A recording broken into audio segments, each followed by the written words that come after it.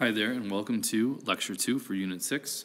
Here we're talking about absolute dating, so to contrast that from the previous lecture, where we were talking about relative dating, so comparing two things that are relative, so one rock layer to another, or one rock intrusion to a older rock layer, right? So we're kind of comparing things as we see them. This is more about an absolute number, okay, putting an absolute number to the dating. So with absolute age, which is the numeric age of an object or event, it's often stated in years, right? So we're talking about time. Before the present, as established by an absolute dating process, such as radiometric dating. So again, we're talking about a more specific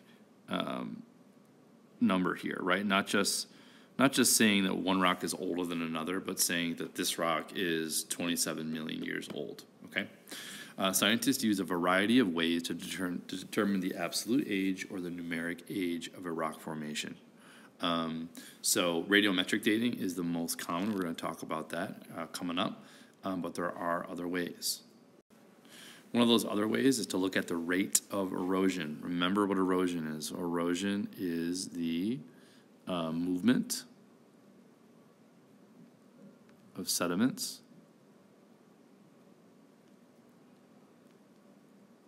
Okay, so one way scientists use to estimate absolute age is to study the rates of erosion, right? So how fast erosion is taking place, okay?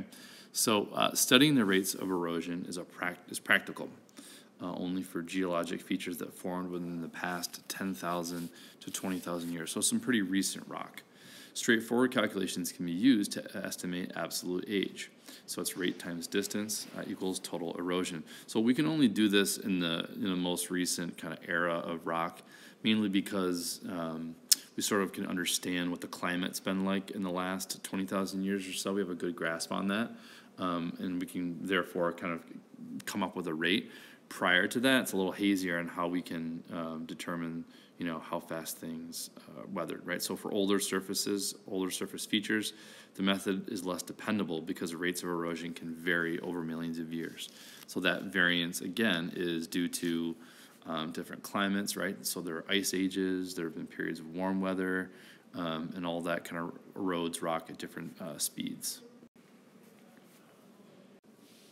Another way scientists can determine the age of rocks are by calculating the rate of sediment deposition. Okay, so remember the word deposition just means sediments deposited, right? So over time, you might have a rock face look like that, then you move ahead a few thousand years, and it may look like that, right? And that's because more sediment gets deposited, right? It might get deposited through the air, it might get deposited through running water dropping off those sediments, but those eventually add up, and they add up at this formula here. Deposition rate equals the rate of deposition times years gives you your absolute age.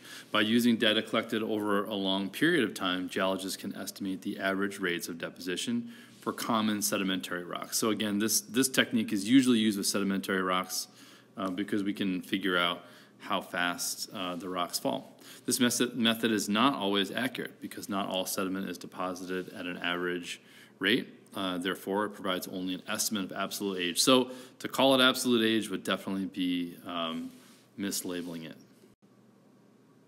You can also look at something called the varve count. So a varve is a banded layer of sand and silt that's deposited annually in a lake, especially near ice sheets or glaciers, that can be used to determine absolute age. Some sedimentary deposits show definite annual layers called varves. So a varve is an annual layer of sand. Varves can be counted much like tree rings, right? So when you think about a tree ring, we look at how many rings sort of grow out of that ring. We can figure out how old the rock is. We can count the number of varves in a lake. Okay, so here you see some of these varves. These are layers of sand that have been compacted over periods of time, right? So certainly a form of sandstone. You guys can see the varves here. We can count these to get an absolute age. Okay, so the most accurate and the most common way to figure out the absolute age of a rock is to use radiometric dating. Radiometric dating is a method of determining the absolute age of an object by comparing the relative percentages of a radioactive or parent isotope and a stable daughter isotope. Okay? So what these are atoms that eventually we'll call one a parent isotope. Over time, changes in a given way to become the daughter isotope. So you've got a parent there, P for parent, D for daughter. More on that in just a quick second. So rocks generally contain small amounts of radioactive material that can act as natural clocks. So we're talking very, very, very small amounts. And they act as clocks because they're going to decay at a set rate, just like a clock will move around at a set speed. Isotopes, a quick chemistry reminder, are atoms of the same element that have different numbers of neutrons, which changes the atomic mass, but does not change an atomic number. So just a quick review for chemistry, it doesn't change the type of substance, right? That's what the atomic number is all about, but it does change the atomic mass. So these isotopes are slightly different versions of atoms. Radioactive isotopes can be used to determine age. Okay, so we use these radioactive isotopes that decay over time to measure their age.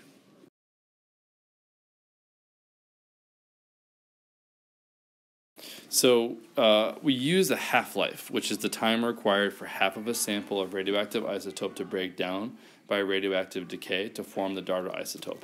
So a half-life, let's say, for example, of uranium, 238.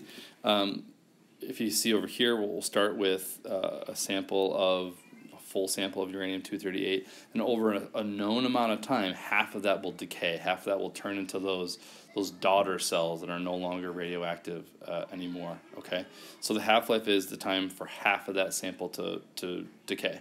So scientists have determined that the time required for any half of a particular amount of radioactive isotope to decay is always the same, or it's constant. So we can use that. If you take a look at this chart right here, we can look at time in over a certain time of years. In this chart, it's 125 years. That how much of a 10 gram of sample of strontium-90, this radioactive isotope, how much should be left? We know how much should be left based on science. We know how fast it's going to erode or decay to determine how old a rock is. So by comparing the amounts of parent and daughter isotopes in a rock sample, scientists can determine the age of the sample. The greater the percentage of daughter isotopes present in the sample, the older the rock is. All right, so if there's a lot of radioactive elements left, it's going to be a newer rock, right? But if it's got less of those radioactive isotopes, it's just been around longer. It's had more time to decay. We also do something, not we, but scientists, and I'm a fake scientist, do something called carbon dating. So all living organisms have both carbon-12 and carbon-14 isotopes. So to find the age of a sample of organic material, like a bone or some other type of organic material, scientists compare the ratio of carbon-14 to carbon-12. So these are two different isotopes. And then compare this with the ratio of 14 to 12C known to exist in a living organism. So once a plant or animal dies, that ratio begins to change. So when we die, our bodies slowly lose a bit of that carbon over time as that organism decays and rots in the ground, right? So we basically know how fast our bodies will kind of decay away, and we use that known rate of decay to figure out how old a living thing is. Okay, so we use carbon dating for living things, and we use radiometric dating for rocks and other things that have that sort of radioactive element or trace in it. All right, so hope this lecture was a little interesting. Maybe not my finest one, but hope it helps you get ready for a quiz in class. Take care.